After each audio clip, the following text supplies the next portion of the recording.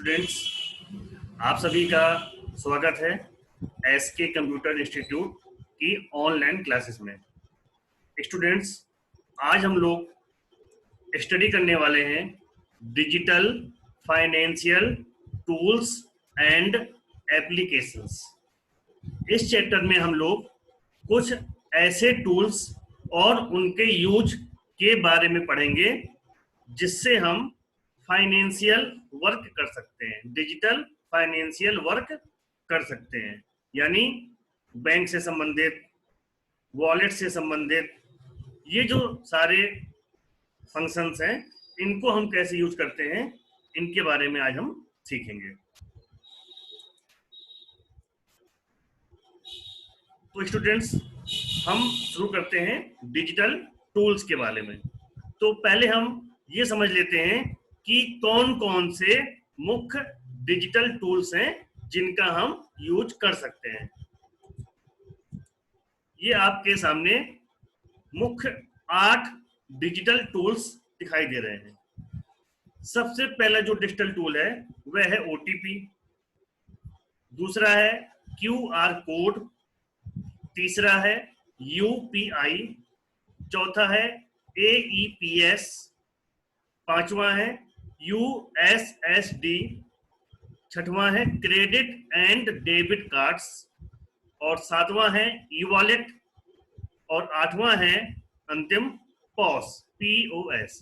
ये सभी digital tools हैं जो हम लोग यूज कर सकते हैं अपने डिजिटल एप्लीकेशन के लिए।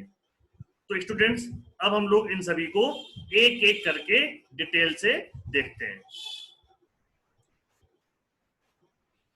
सबसे पहले हम लोग पढ़ते हैं ओटीपी यानी वन टाइम पासवर्ड के बारे में। ट्रिपल सी के एग्जाम के हिसाब से इसका फुल फॉर्म भी बहुत इंपॉर्टेंट है। OTP means one time password.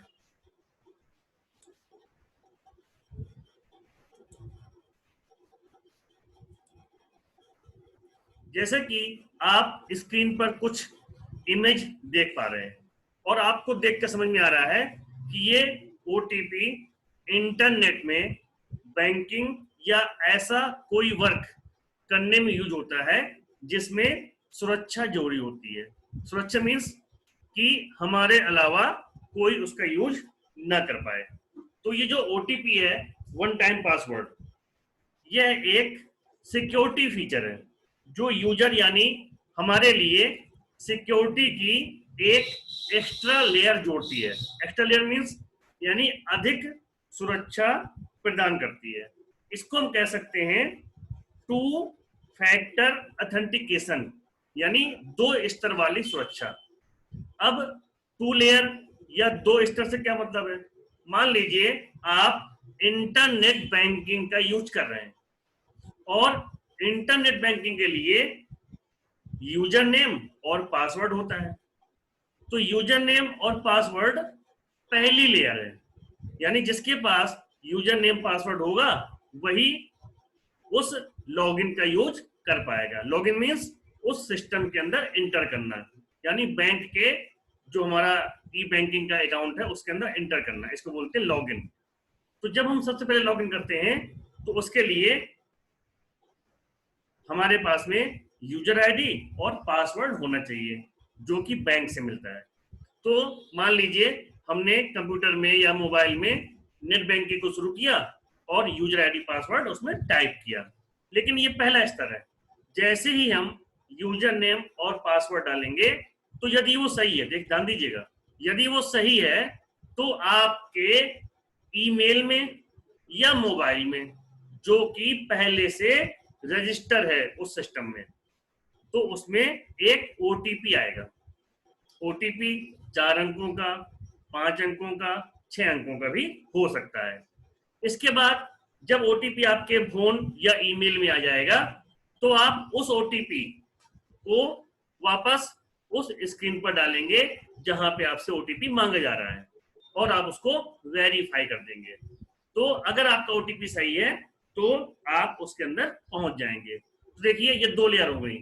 पहली लेयर तो हो गई कि यूजर नेम पासवर्ड है और दूसरी लेयर हो गई ओटीपी है।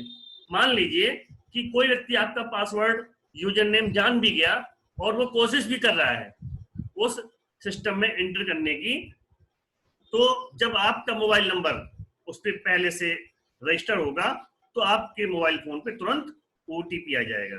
तो उससे आप जान सकते हैं कि हम तो यूज नहीं कर रहे हैं, कोई और कर रहा है, तो उस कंडीशन में आप उसको सिक्योर कर सकते हैं। तो ये एक सुरक्षा प्रदान करता है। तो ध्यान ये देना है हमें कि जब भी कोई ओटीपी आए या हम कोई ऐसा सिस्टम यूज कर रहे हो जिसमें ओटीपी मिलता हो, तो वह ओटीपी हमें किसी को बताना नहीं है, इसको बिल्कुल गोपनीय रखना है। और ओटीपी का एक समय निश्चित होता है कि वो कितने समय तक वैलिड होगा। आमतौर पर 2 से 3 मिनट तक ही ओटीपी वैलिड होता है। इतनी देर के दौरान हमें ओटीपी डाल देना चाहिए। यदि वो नहीं डाल पाते हैं हम, तो दोबारा फिर से नया ओटीपी आता है। तो इस प्रकार से ये हमारे सुरक्षा के लिए यूज होता है, जो कि हम इंटरनेट पर लेन देन कर रहे हैं उसके लिए। और कभी भी बैंक या ऐसी कोई फाइनेंशियल सर्विस कभी भी फोन करके आपका ओटीपी या ऐसी कोई डिटेल नहीं मांगते हैं। अधिकतम ओटीपी 6 अंकों का आमतौर पर होता है और कभी भी हमें ओटीपी किसी को बताना नहीं चाहिए। या कभी आपको कोई फोन करे कि मैं कोई फॉर्म भर रहा हूं या कुछ प्रॉब्लम हो गई है, आपके फोन पे ओटीपी आएगा, वो बता दीजिएगा, तो आपको नहीं बताना है। कभी कभी ऐसा भी होता है कि आपके पास किसी व्यक्ति का फोन आया कि सर मैं कोई अपना फॉर्म भर रहा था और आपका और मेरा फोन नंबर एक जैसा है, तो एक अंक गलत हो गया है जिससे कि ओटीपी आपके फोन में पहुंच गया है, तो ऐसा करिए आप हमें ओटीपी बता दीजिए। तो ऐसी किसी कंडीशन पे हमें अपना ओटीपी नहीं बताना चाहिए। तो ओटीपी हमारे इंटरनेट बैंकिंग या ऐसी किसी एप्लीकेशन की सिक्योरिटी के लिए यूज होता है। इसे हम कहते हैं वन टाइम पासवर्ड या ओटीपी। ओटीपी के बाद अपना जो दूसरा डिजिटल टूल है वह है QR कोड, यानी क्विक रिस्पॉन्स कोड। ये कोड आपने देखा होगा, नहीं तो क्या हो, तो ये आपके सामने स्क्रीन पर QR कोड आ गया है। ये जो QR कोड है ये क्विक रिस्पॉन्स कोड कहलाता है। इसे मोबाइल फोन में उपलब्ध स्कैनर टूल से स्कैन किया जा सकता है। इसको स्कैन करने पर इसके अंदर जो जानकारी होगी वह आपको फोन में उपलब्ध हो जाएगी। इसके लिए किसी किसी फोन के कैमरे में भी होता है ऑप्शन, या अलग से एप्लीकेशन टूल्स के फोल्डर में भी होता है जिससे इसको स्कैन कर सकते हैं। QR कोड स्कैन करने के बाद में जिसके लिए वो बनाया गया है वैसा वर्क कर सकता है। मान लीजिए उस QR कोड में किसी इंस्टीट्यूट की डिटेल है तो वो डिटेल मिल जाएगी। हो सकता है उस QR में कोई वेबसाइट लिंक हो, तो आप उसको स्कैन करेंगे तो आप उस वेबसाइट में पहुंच जाएंगे। या हो सकता है कि उस पर कोई लिंक अटैच हो, जैसे कि पेमेंट सिस्टम में आगे भी आएंगे ई वॉलेट, तो देखा होगा कि QR कोड स्कैन करिए तो पेमेंट हो जाता है। तो उस जिस चीज के लिए बनाया गया है तो वहां उसका हम यूज कर सकते हैं, स्कैन करके सीधे वहां पहुंच जाएंगे। तो इस प्रकार से ये QR कोड है। QR कोड के बाद में जो अगला डिजिटल टूल है वह है यूपीआई। यूपीआई को यूनिफाइड पेमेंट इंटरफेस कहा जाता है। ये देखिए आपके सामने ये स्क्रीन पर दिख रहा है यूनिफाइड पेमेंट इंटरफेस। ये जो यूपीआई है इनका आजकल यूज बैंक से संबंधित लेन देन के लिए बहुत ज्यादा होता है और इससे एक बैंक से दूसरे बैंक में रियल टाइम ट्रांजैक्शन कर सकते हैं। रियल टाइम मीन्स तुरंत, यानी जैसे ही आपने भेजा और वैसे ही दूसरे अकाउंट में पहुंच गया। इसलिए इसको पीयर टू पीयर भी कहते हैं।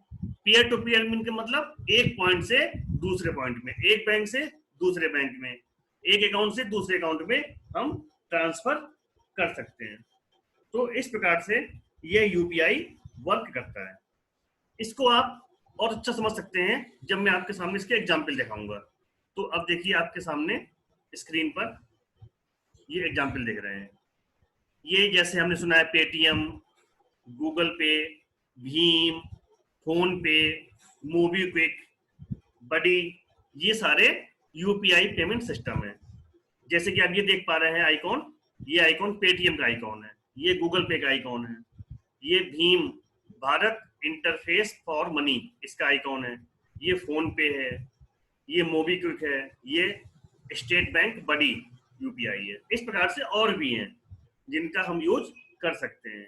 इनको इंस्टॉल करने के बाद में ये हमसे हमारा फोन नंबर पूछते हैं, और फोन नंबर हमें इसमें वह देना चाहिए जो हमारे अकाउंट में लगे हुए हैं। तो जब हम वह फोन नंबर इसमें डालते हैं तो उस फोन नंबर से लिंक जितने भी अकाउंट होते हैं वो हमारे यूपीआई अकाउंट से लिंक हो जाते हैं।